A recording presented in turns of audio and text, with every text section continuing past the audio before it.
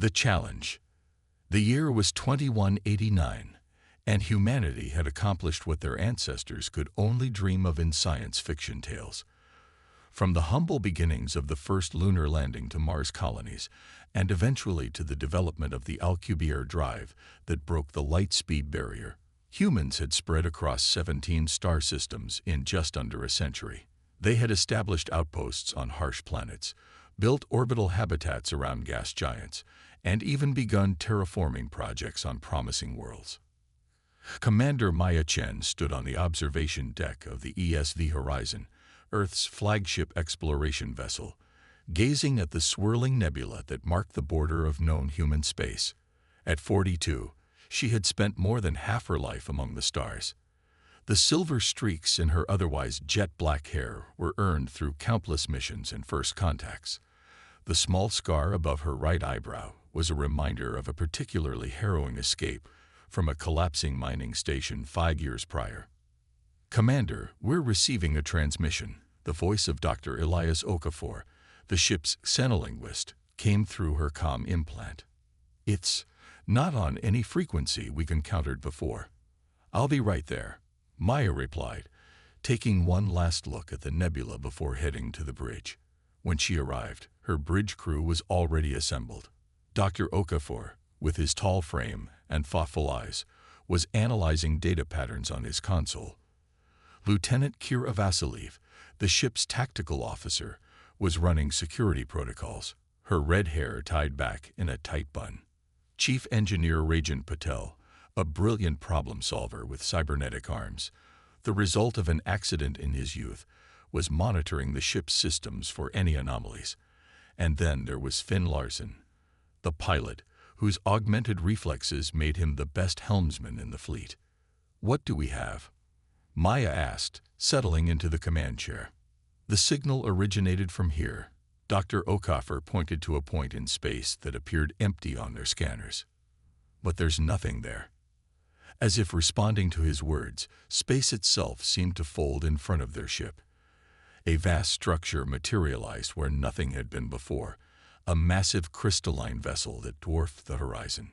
"Stealth technology beyond anything we've seen," Kira whispered, fingers hovering over the weapon systems. Before Maya could issue orders, their view screen activated.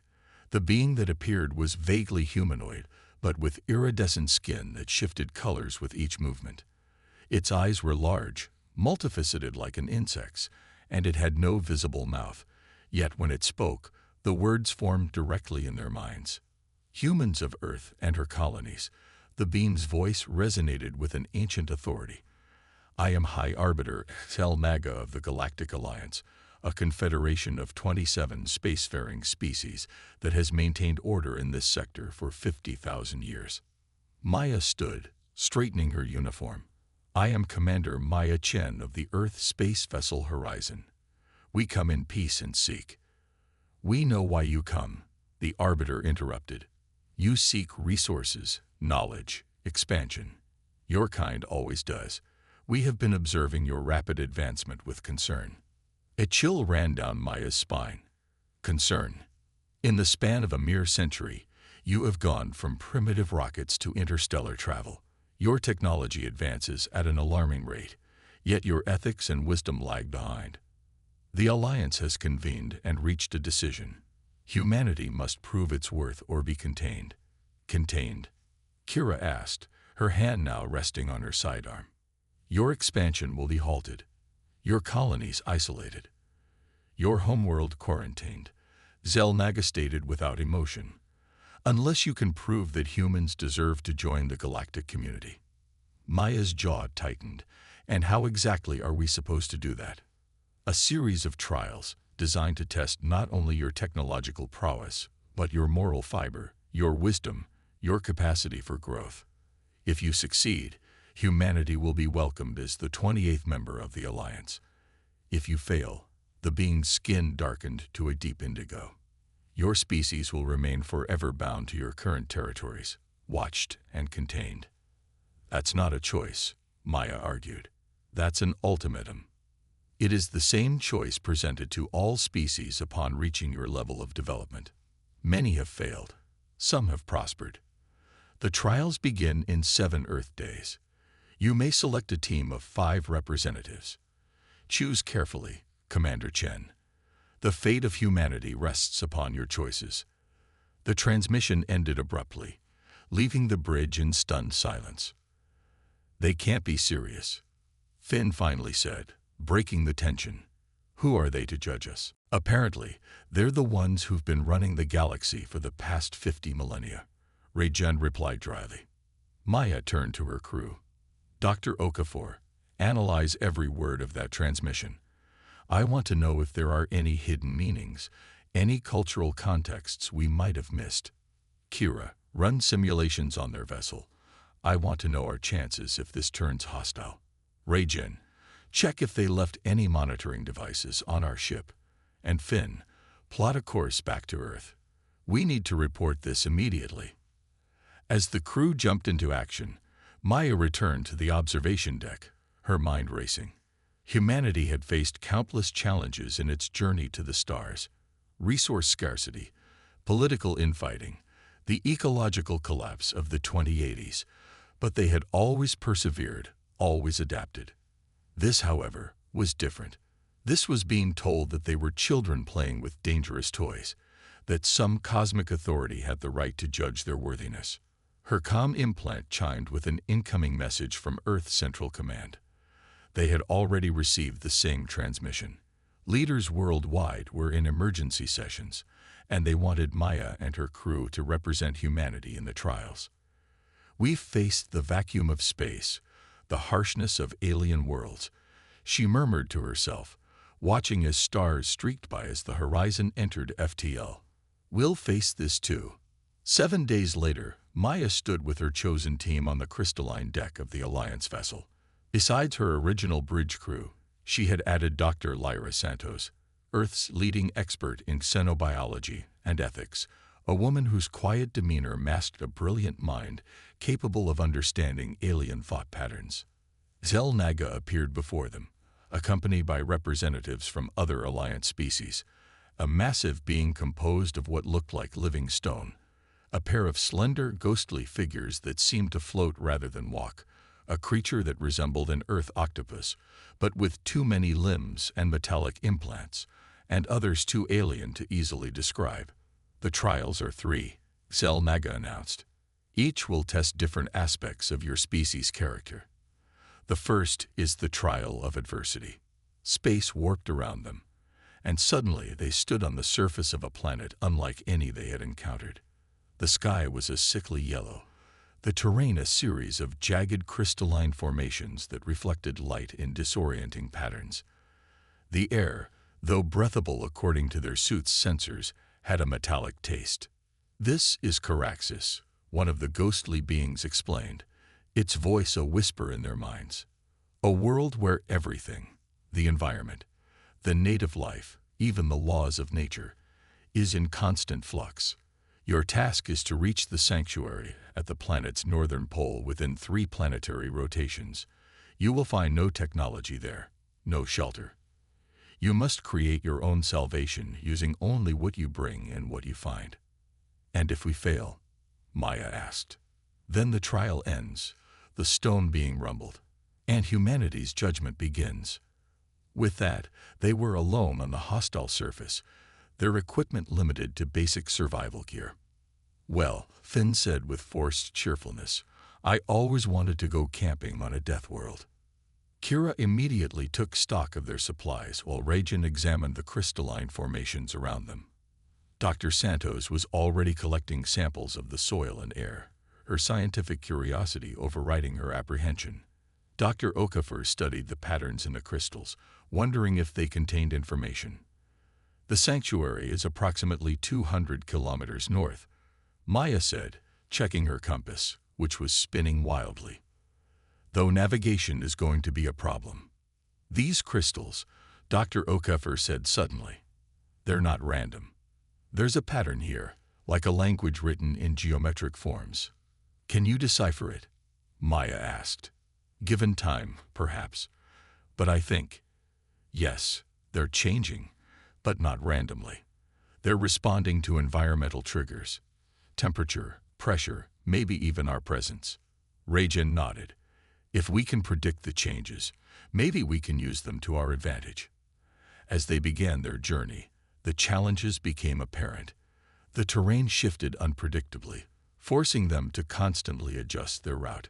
Native creatures, bizarre amalgamations of crystal and organic matter, appeared without warning, some curious, others hostile. The temperature swung wildly between freezing and sweltering. By the end of the first day, they had made minimal progress and were exhausted. Setting up camp in the lee of a large crystal formation, they took stock of their situation. At this rate, we won't make it in time, Kira said bluntly. We need to adapt, Maya replied. That's what this is testing. Not our strength or speed, but our ability to understand and adapt to an environment that doesn't follow Earth rules. Dr. Santos looked up from her samples. These crystals aren't just part of the environment. They are the environment. They're like a planet-wide neural network, constantly communicating and reconfiguring. So the planet is alive? Finn asked incredulously. Not conscious, I don't think, but responsive. And I believe it's trying to establish equilibrium with us as new variables. Dr. Okafor built on her theory. If we can understand the patterns, maybe we can predict the changes, even influence them. Through the night, they worked on understanding the crystal language. By morning, they had developed a rudimentary system for predicting terrain shifts.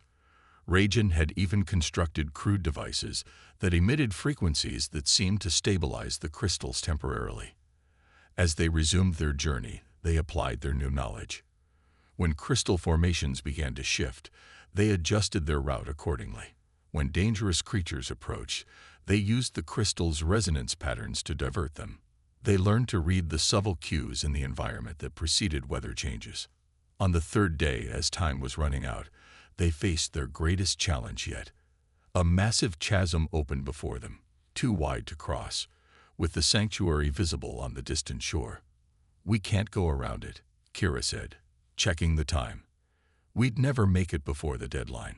Rajan studied the crystals lining the chasm. These formations are responding to sound and vibration. If we could generate the right frequency, we could create a bridge, Dr. Santos finished.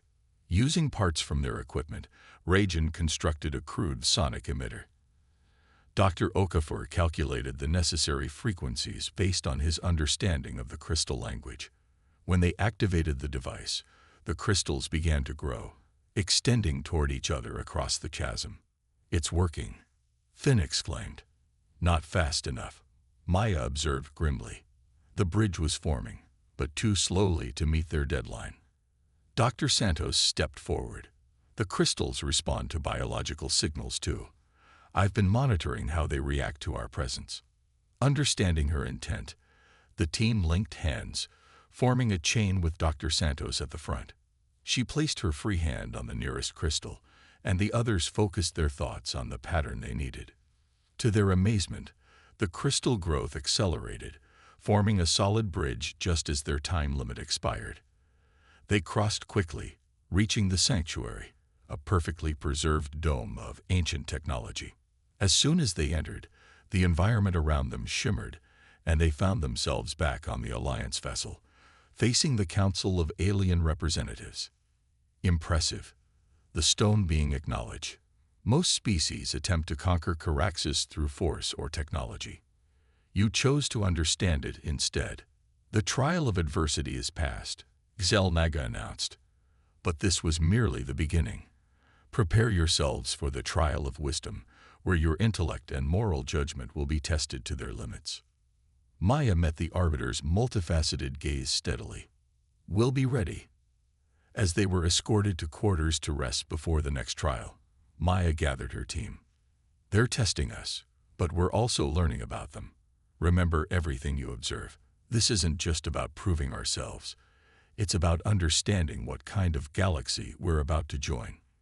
Little did the Alliance know that humanity's greatest strength wasn't their technology or their adaptability, but their unwillingness to accept arbitrary judgment. The trials had only just begun, and already Maya was thinking beyond mere survival. She was planning how to challenge the very system that presumed to test them. The Defiance.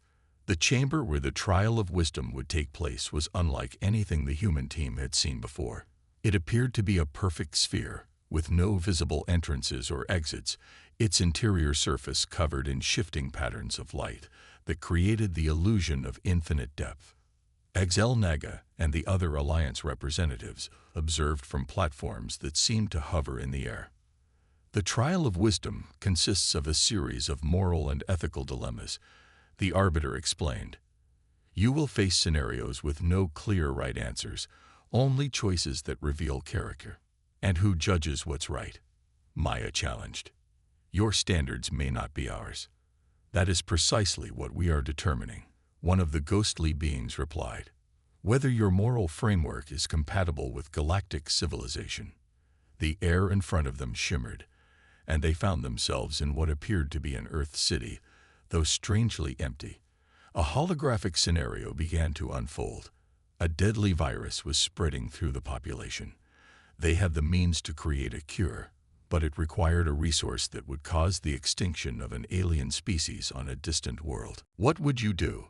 Sel Naga asked. Save your own kind at the expense of another, or accept your losses and preserve diversity in the galaxy. The team debated intensely, examining every angle of the problem.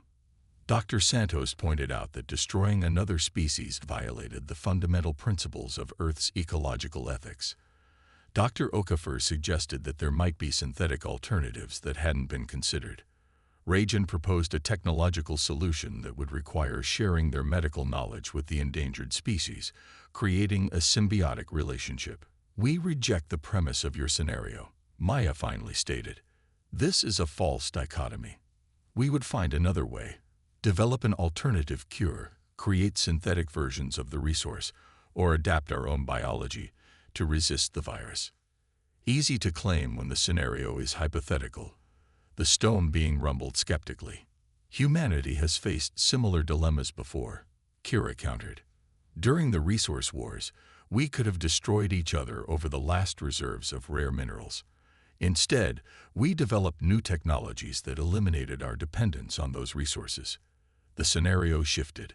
Now they faced an alien civilization that practiced ritual sacrifice of its young to appease their gods. The Alliance's non-interference protocols prohibited intervention in cultural practices, but allowing it to continue violated human ethical standards. Again, the team deliberated. This time, it was Finn who offered the key insight. We would neither force our values on them, nor ignore the suffering. We would offer alternatives, demonstrate that their goals could be achieved without sacrifice, provide technologies or knowledge that could replace their practices over time. Patience in the face of atrocity, the octopus-like being questioned. Strategic compassion, Dr. Santos corrected. Change through example and opportunity, not force. Scenario after scenario tested them. Resource allocation during famines, responses to hostile species, balancing the needs of the many against the rights of the few. In each case, the human team refused to accept the binary choices presented, instead creating third options that reflected humanity's complex moral landscape. After hours of testing, the scenarios ended. The Alliance representatives conferred among themselves, their discussion inaudible to the humans. Finally, Zelnaga turned to them. You have completed the trial of wisdom, though not in the manner expected. Your solutions are unconventional. That's humanity for you, Maya replied with a hint of pride. We don't like being told there are only two choices when we can make a third. Whether this represents wisdom or dangerous innovation remains to be determined, the Arbiter stated. The final trial awaits. The trial of truth. It will begin after you have rested. As they were escorted back to their quarters, Dr. Okafor pulled Maya aside. Commander, I've been analyzing the language patterns of the Alliance members, comparing them to the crystal language from Caraxes. And there are inconsistencies. The Arbiter claims the Alliance has existed for 50,000 years, but their linguistic patterns suggest a much younger origin. And there's something else. The trial of wisdom wasn't testing our morality. What was it testing? our predictability, how we approach problems, how we think. They're building a profile of human decision-making. But to what end? Maya frowned. Keep digging. I want to know what we're really facing before this final trial. While the others rested, Dr. Okafor and Dr. Santos worked through the night, analyzing everything they had observed about the Alliance. Rajan, unable to sleep, joined them, offering insights from his engineering perspective. By morning, they had a theory that chilled them all. The Alliance isn't what it claims to be, Dr. Santos explained to Maya and the others. Based on biological markers I observed in the representatives, they're not from different evolutionary paths. They're engineered variants of the same base species. And the ship's systems, Rajan added, they're designed to appear more advanced than they actually are. Lots of spectacle masking relatively conventional technology. They're not testing us for admission, Maya realized. They're assessing us as a threat. Dr. Okafor nodded grimly. I believe the Galactic Alliance is actually a single species that has systematically contained or controlled other emerging spacefaring civilizations. The 27 member species they mentioned, probably all subjugated or restricted, just as they're threatening to do to us. The question is, why? Kira asked. If they're technologically superior, why not just eliminate potential rivals? Resources, Finn suggested. They need worlds to exploit, maybe even populations to use. Or they're declining, Dr. Santos offered. A dying civilization trying to maintain control as long as possible. As they entered the chamber for the trial of truth, Maya had already made her decision. They wouldn't play by the Alliance's rules any longer. The final trial chamber was smaller than the previous ones, intimate almost. At its center sat what appeared to be a simple chair.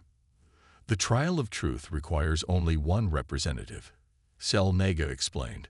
Who will speak for humanity? I will. Maya stepped forward without hesitation. The chair will connect to your neural pathways. The arbiter continued. It will reveal your true thoughts, your species' true nature, without deception or obfuscation. Maya sat in the chair, feeling a tingling sensation as it interfaced with her mind. But instead of allowing it to probe her thoughts, she focused on projecting the single message. Everything her team had discovered about the false alliance. The effect was immediate. Zelnaga's iridescent skin flashed with colors of alarm, and the other representatives moved back in visible concern. You deceive us, the arbiter accused. The chair detects resistance. No, Maya replied calmly. It detects truth, just not the one you expected to find. We know what you are.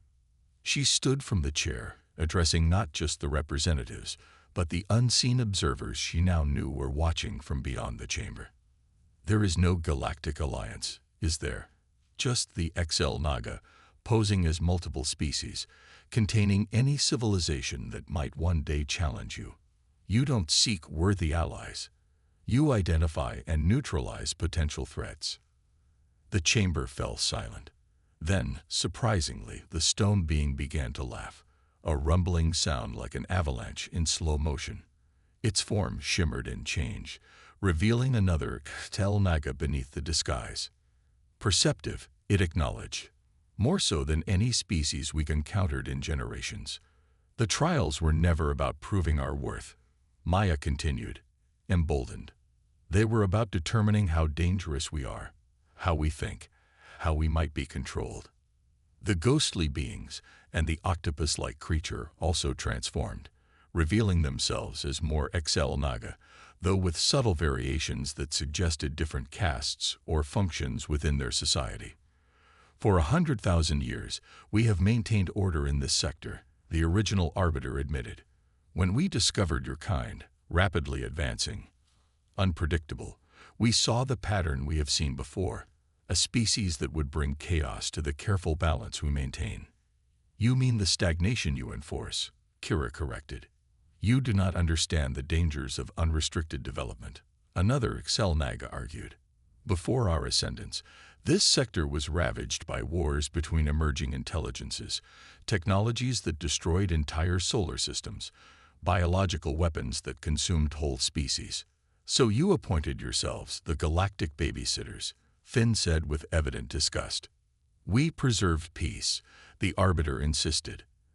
At the cost of freedom and authentic progress, Dr. Santos countered. Evolution, biological, technological, social, requires risk, requires change. Maya stepped forward. Here's what's going to happen now. You're going to let us leave, and you're going to leave Earth and her colonies alone. The Arbiter's skin darkened to a deep purple. You are in no position to make demands. Aren't we? Maya smiled confidently. While you were testing us, we were studying you. Your technology isn't as advanced as you pretend, just older, more refined.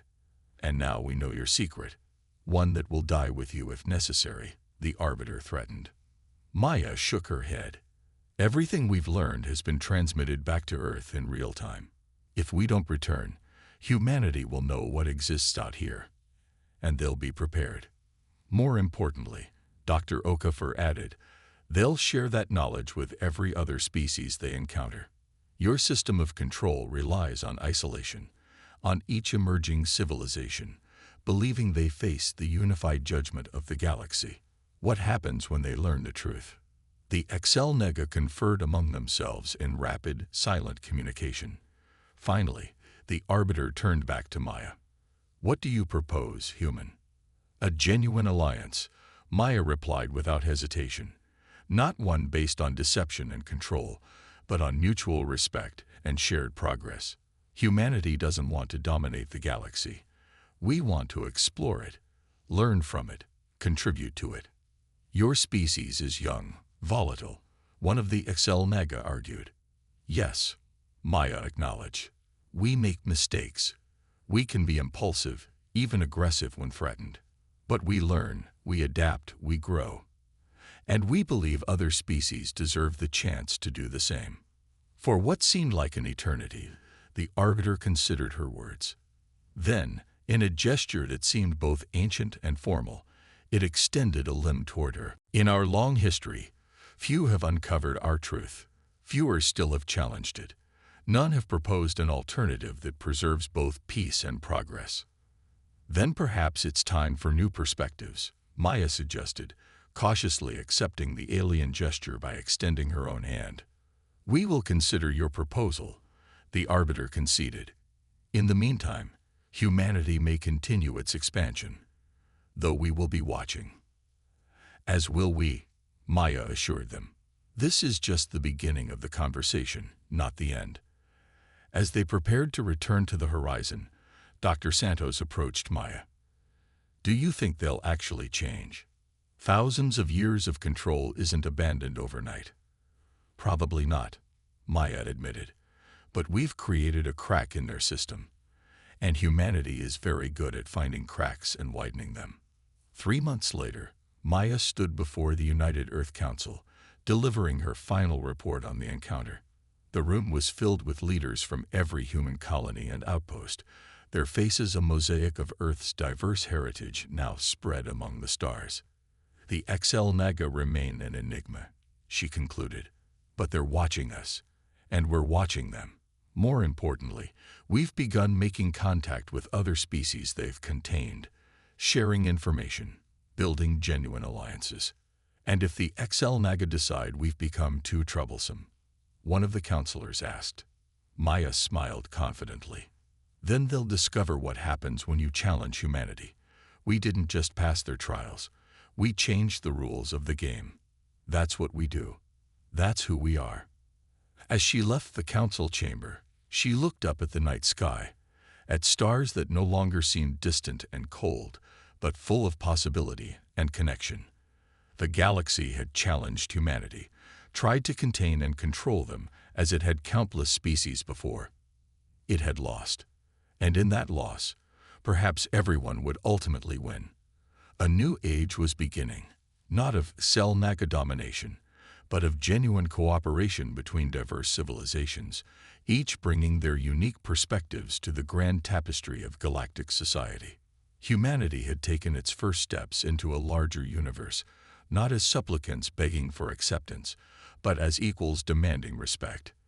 The journey ahead would be difficult, the challenges immense, but they would face them as they had always faced the unknown, with curiosity, adaptability, and the unwavering belief that the future belonged to those brave enough to shape it.